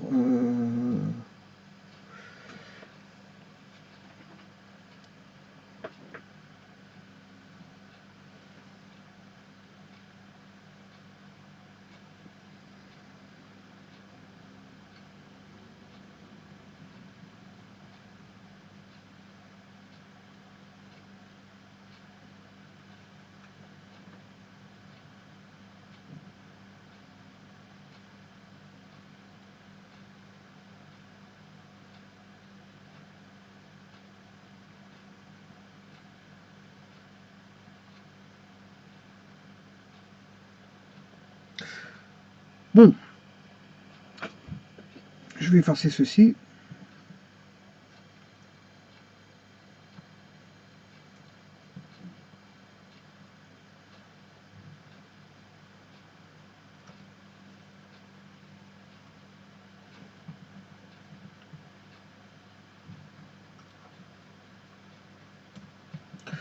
réécrire ceci. Donc l'intégrale de A à B, voilà, D de Q moins W égale delta X, qui est X2 moins X1, qui est l'accroissement de A vers B. Voilà. Ce qui veut dire que je vais faire l'intégrale de A à B. J'ai pas un cycle ici, hein, je vais de A vers B. Donc j'ai pas une intégrale curviligne. Voilà, dQ moins intégrale de A à B dW. Voilà, c'est égal à delta X de A vers B. L'intégrale de la différentielle, ce sera Q pour aller de A vers B moins l'intégrale de la différentielle, ça fait W de A vers B. Donc c'est la somme des chaleurs plus la somme des travaux pour aller de A vers B, qui est égale à la variation de A vers B.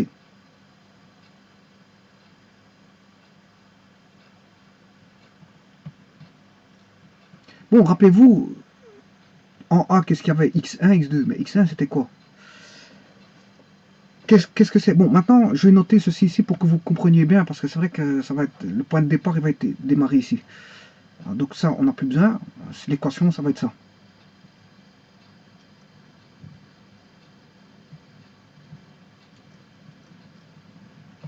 Et en plus de ça, on sait bien que c'est de A vers B. On sait bien que c'est de A vers B.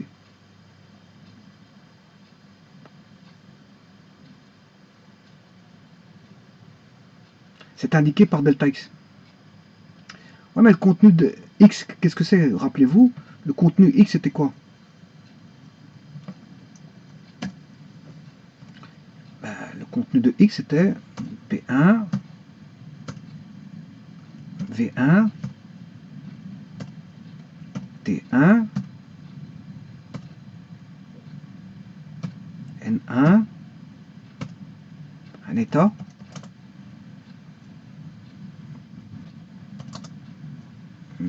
qu'est-ce qu'il y avait en cours?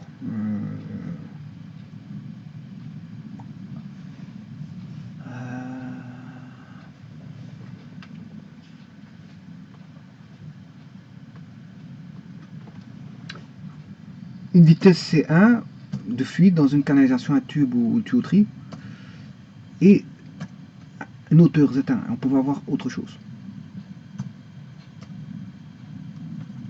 Bon, vous allez me dire, ouais, mais dans cette équation-là, on a la chaleur. Ouais, la chaleur, bon, dans la chaleur, il y a la température, oui. Pour avoir le nombre de moles aussi. Si on a Q est égal à M, on peut avoir la masse ou le nombre de moles. Voilà. Connaissant le nombre de moles, je peux avoir la masse. Hein. Voilà. Derrière ça est caché la masse M1. On connaît la masse molaire. En connaissant le nombre de moles, aussi connaître la masse.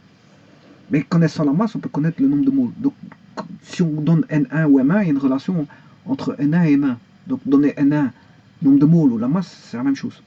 Enfin, c'est la même chose. Il y a une, on va dire, il y a une proportion près, c'est la même chose. Vous allez me dire, ouais, mais dans cette équation-là, on a T1, N1, ouais, on a peut-être même l'état. Voilà, mais vous allez me dire où est P1, V1, T1, etc. Enfin, P1, V1, C1, Z1. Là-dedans, on voit que la chaleur, elle travaille.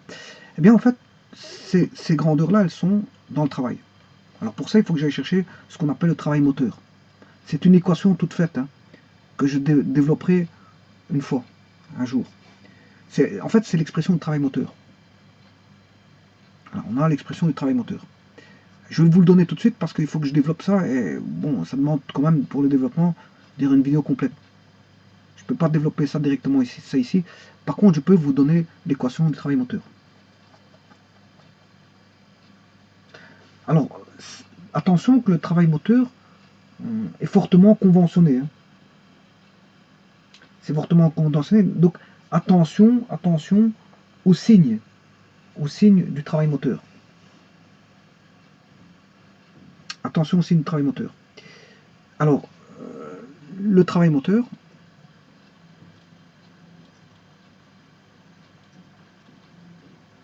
c'est, si vous voulez, l'énergie. Je vais le mettre sous forme de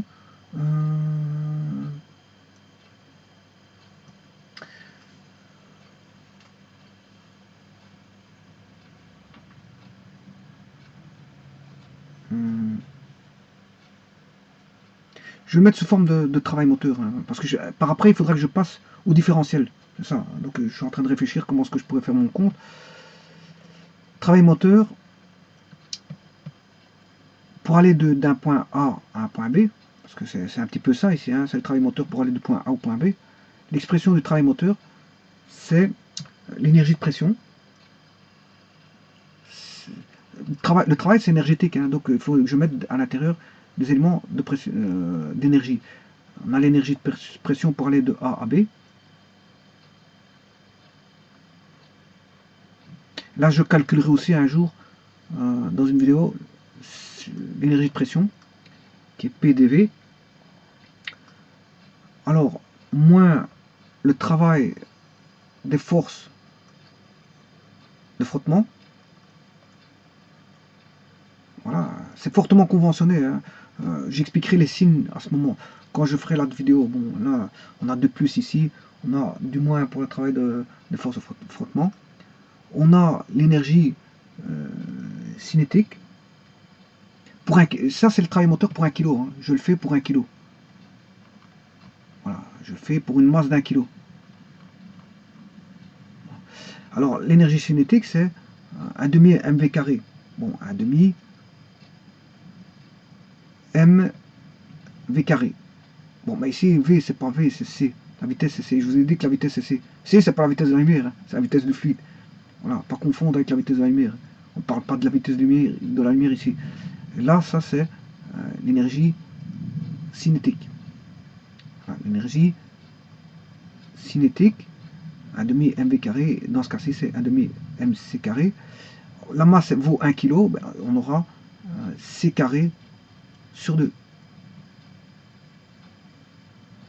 C'est le contenu énergétique pour 1 kg. C carré sur 2. Voilà. Donc pour l'instant, vous voyez que j'ai intégré la vitesse. Enfin, intégré, j'ai introduit la vitesse. La pression y est. Hein, quand je vous disais tout à l'heure, le X, c'est P1. C'est un contenu énergétique, hein, le X. Voilà, quoi, un contenu énergétique total. Parce qu'il contient P1. J'avais même pas mis les forces de frottement. Voilà, j'aurais pu mettre les forces de frottement, mais je ne l'ai pas mis. Voilà. Mais j'avais mis 3 petits points, hein, pour dire que ça continuait. On avait une vitesse C1, ça dépendait d'une vitesse C1. Ben, la vitesse C1, elle est là. Voilà.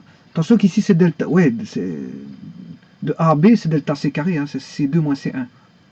Ça dépend que d'une situation initiale et finale. Donc c'est delta C carré ici. Hein. Delta C carré. Sur 2. Donc on a bien la pression, C1, on avait un état, l'état on peut l'entrevoir au travers de la calorimétrie du Q ici. On a une température T1, on peut l'entrevoir au travers de la calorimétrie. Voilà, T1, peut-être ici, hein. T1, P1, on a un volume, voilà, le volume il est où? Il est là, dV. Voilà. Alors on peut avoir une énergie cinétique, je vous l'ai mis, et énergie voilà, de hauteur, Z1 par exemple. Voilà. Et là, bon, attention aux conventions, c'est moins G delta Z, moins G delta Z. Alors ça, vous comprendrez que c'est l'énergie potentielle. Hein. L'énergie potentielle, c'est M fois G fois delta Z. Mais ici, on a la masse qui vaut 1 kg. Donc c'est G delta Z. Voilà. Et ça, c'est l'expression de travail moteur pour 1 kg, pour 1 kg, pour une masse d'1 kg, pour aller de A vers B. Alors, là, delta Z, c'est Z2 moins Z1. Vous aurez compris que c'est, bon, voilà, c'est Z2 moins Z1, puisqu'on va de A vers B, hein, je vais faire la différence entre l'état final et l'état initial. C2 moins C1, voilà, et le dV, c'est V2 moins V1. V2 moins V1. Bon. Alors, vous aurez compris que, bon, c'est vrai que ici, le crayon fait des siennes. Voilà, V2 moins V1. Voilà.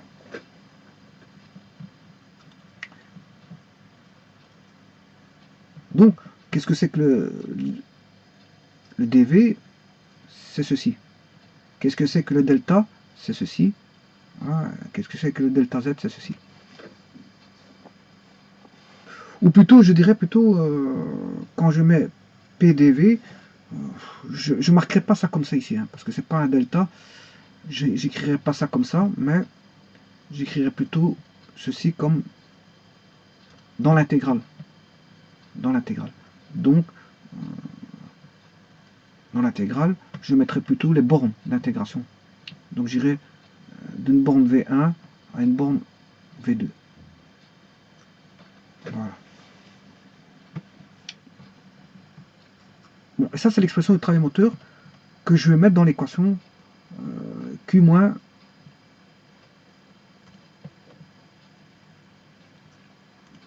Voilà, je vais exprimer ceci, travail moteur, de A vers B. Donc on va aller de A vers B. Donc ça c'est l'équation numéro 1, qui est générale, mais qui ne fait pas intervenir le travail moteur. Mais maintenant, je vais faire intervenir le travail moteur dedans. Voilà. Comme ça, j'aurai toute l'énergie delta X qui sera définie. Alors, vous voyez que c'est partout négatif, sauf ici. Hein. La convention ici, elle est positive partout. Il n'y a que celle-là qui est positive. Tout le restant est négatif. Vous retenez ça. Vous mettez du moins partout, sauf pour voilà, pour pression-volume. Voilà. Voilà. Vous mettez du moins partout.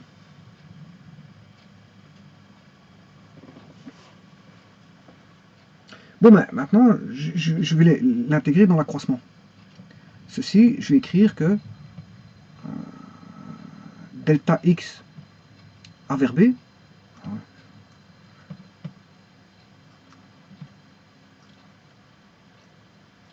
le delta X A vers B est égal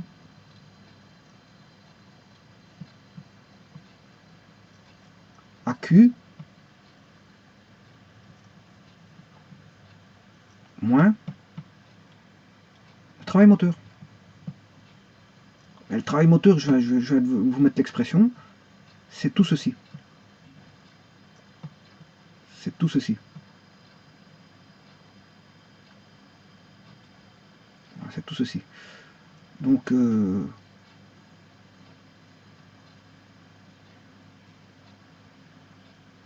vais prendre correctement.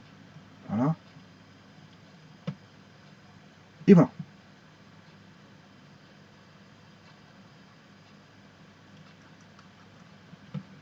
Voilà l'expression de delta X, qui va représenter la variation, l'accroissement d'énergie totale,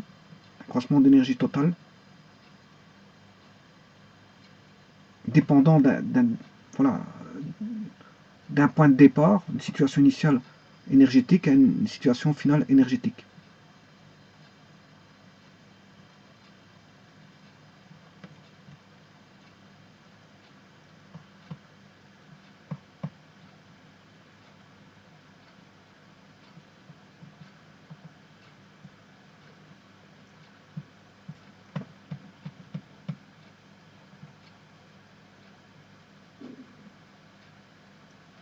Voilà l'équation de l'énergie.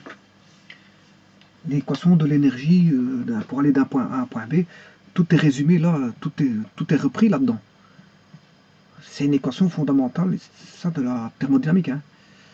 Enfin, ça provient d'une des équations fondamentales de la thermodynamique. Je vous ai dit tout à l'heure qu'on manipule les équations fondamentales pour en faire d'autres. Hein. Et ça, c'en est une. Ça mesure le contenu énergétique pour aller d'un point A à un point B, avec toutes ces variations. Bien sûr, comme c'est fortement conventionné, attention au signe. Voilà. Alors, maintenant je vais passer au différentiel.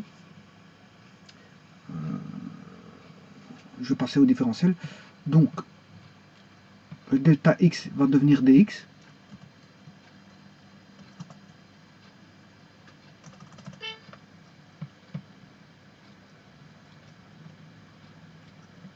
Le delta x va devenir dx.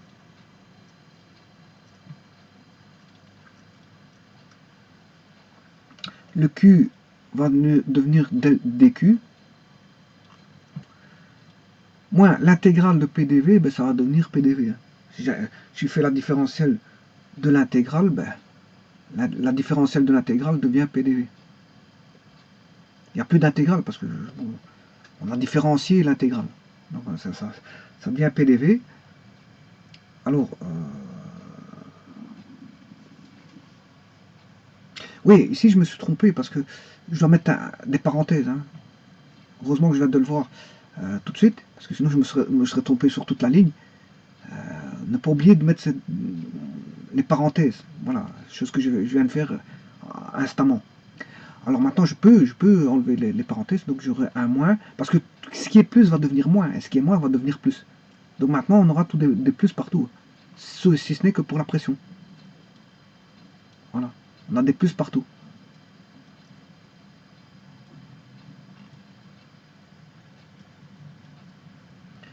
Maintenant qui est l'intrus, mais c'est la pression, c'est la seule qui est négative. Voilà. Là maintenant j'ai des plus partout, sauf pour la pression qui est négative. Tant mieux. Donc ça c'est pour vous dire que faut mettre des plus partout, sauf pour la pression. Ça c'est grâce en partie à ce moins-là qui est rendu. Attention que moi j'ai une convention Q-W. Hein. La littérature n'a pas ça. Elle a Q plus W. Je vous l'ai dit tout à l'heure. Moi j'ai Q-W. Mais ça me permet de rétablir, je veux dire, d'avoir plus qu'un signe négatif ici. Tant mieux.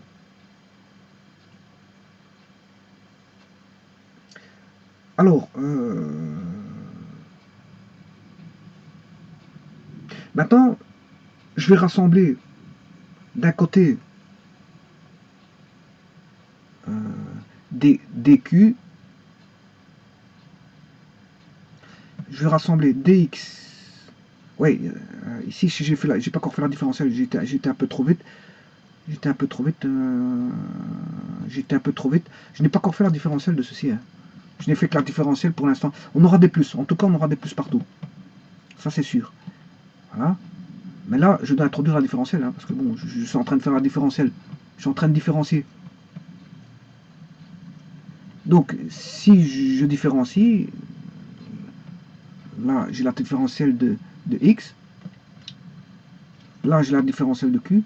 Différentielle de la primitive de l'intégrale, ça fait, PDV, il n'y a plus d'intégrale. Là, j'ai la différentielle des travaux de force de frottement. Delta c carré sur 2 devient dc carré sur 2. Devient la différentielle. Le delta devient la différentielle. Alors, pour ne pas passer de delta ou dx, ben, c'est la limite. Hein. C'est une limite quand delta. Quand les deltas, c'est des variations, des accroissements infinitésimaux. Voilà. C'est des accroissements, c'est un accroissement infinitésimal. Voilà. Et si je le fais tendre vers 0, ben, j'ai dx. C'est ça qu'il y a. Bon, donc ici, je parle en termes de différentiel. dc carré. Et là, on a le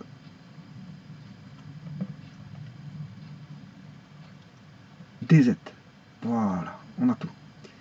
Là, on a l'équation différentielle de l'énergie, voilà, de l'énergie totale. Voilà. Alors, maintenant, je vais rassembler le dx moins dc carré sur 2. Je remets dans le membre de gauche le dc carré et le g des z.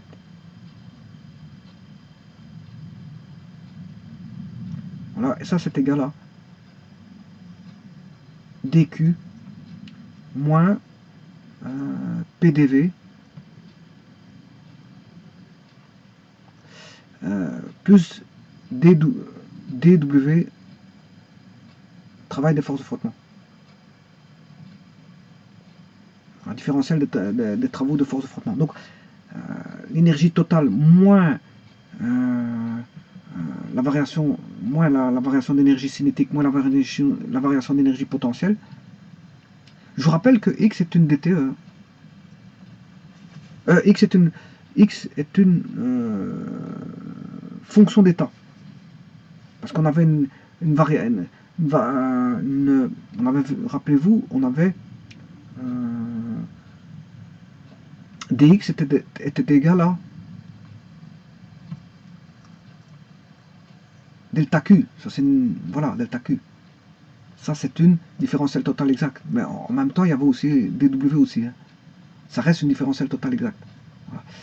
Donc si voilà, x est considéré comme une fonction d'état. X est une fonction d'état. Parce que delta Q moins dw donne la différentielle de x, et x est une fonction d'état. Voilà. Donc x est une fonction d'état. Mais si je rassemble tout ceci sous un seul vocable, que j'appelle du, du sera aussi une fonction d'état. Alors, là, il ne dépend que d'une situation initiale et d'une situation finale, là aussi, et là aussi. Donc on a une somme de fonctions d'état, donc là on a une fonction, de nouveau u qui est une fonction d'état. Enfin, je dirais plutôt on a toutes des différentiels de fonctions d'état, donc c'est-à-dire on a toutes des comment ça s'appelle ça, des DTE, voilà, des DTE. dx est une DTE, donc x est une fonction d'état. Alors, dc carré sur 2 dépend d'une situation initiale et situation finale aussi, et dz aussi. Voilà. Donc du est une fonction d'état, est une DTE. Comme dx en est une, je fais une somme de DTE, hein, dx, dc carré sur 2, g dz, mais du est une fonction d'état aussi. Et u, c'est une fonction d'état qui représente l'énergie interne du système, qui est l'énergie totale moins l'énergie potentielle moins l'énergie cinétique. Donc, c'est l'énergie totale moins l'énergie potentielle moins l'énergie cinétique. On a l'énergie interne, et l'énergie interne mesure l'énergie calorifique moins le travail de force de pression, voilà, plus bien sûr le travail des forces de frottement.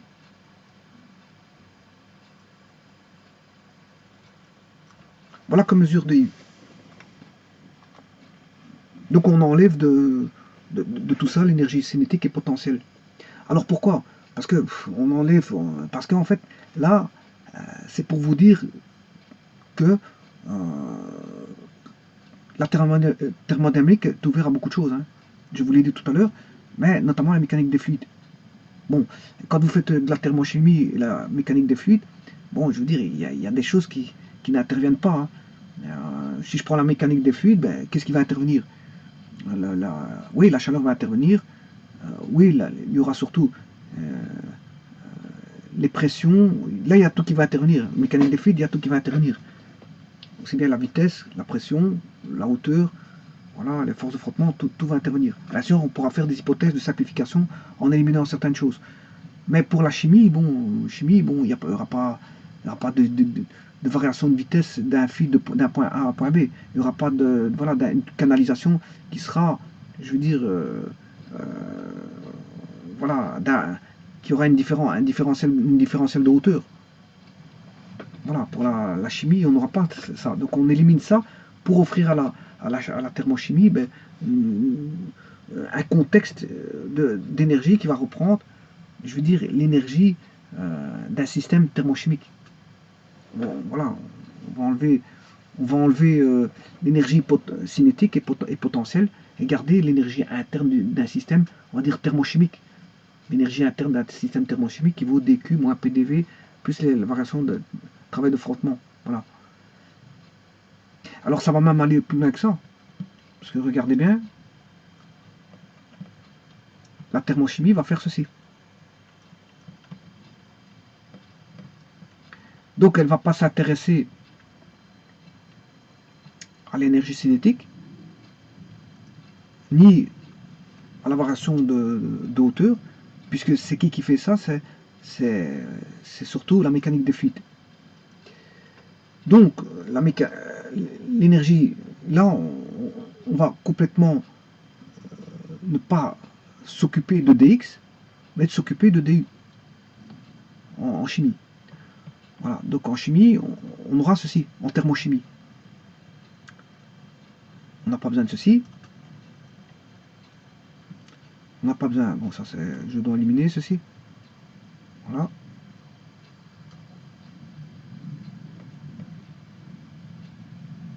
Voilà. La thermochimie va s'accaparer de cette équation-là. Elle va définir comme étant l'énergie interne du système, qui est égale à dQ moins PDV, voilà, plus. Et alors, elle peut même faire quelque chose supplémentaire, c'est de se dire qu'il n'y a pas de force de frottement. Donc, voilà, la thermochimie va avoir ça comme équation. dQ est égal, du est égal à dQ plus PDV.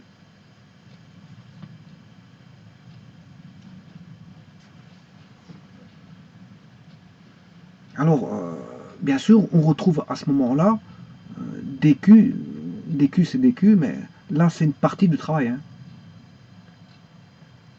C'est une partie du travail.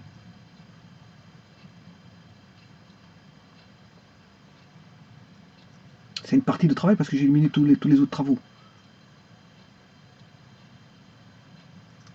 Enfin, éliminé dans l'équation hein, par une astuce en faisant intervenir l'énergie interne, DU. Maintenant, si vous voulez le mettre en delta, il n'y a pas de problème. Hein. Vous pouvez revenir en delta U. Delta U est égal à del, delta Q moins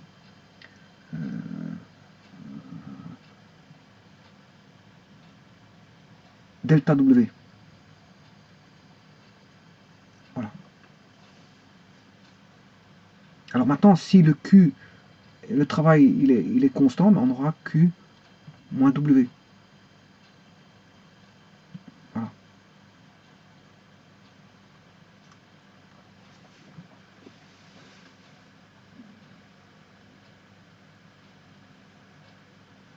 Alors, W, bien sûr, c'est moins PDV.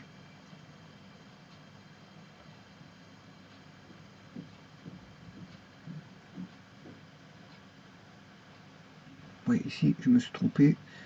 Si moins l'intégrale de PDV.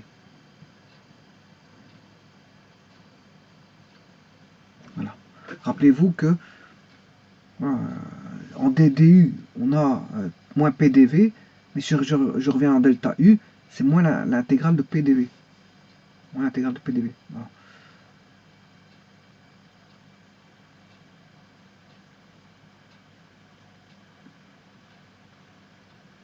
Donc l'équation de la thermochimie, ici, va se baser sur ça.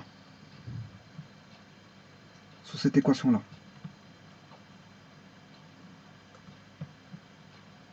Delta U est égal à Q moins PDV. Voilà, et ça, on pourra en discuter pour la suite. Hein. Pour la suite, je pourrais discuter de cette équation-là, en fonction des conventions. Et de définir certaines choses. Hein. Donc il faut partir à partir de cette équation-là, qui est une équation fondamentale de la thermochimie. Donc on ne tient compte que de la chaleur et voilà, voilà, de variation de volume. Variation de volume.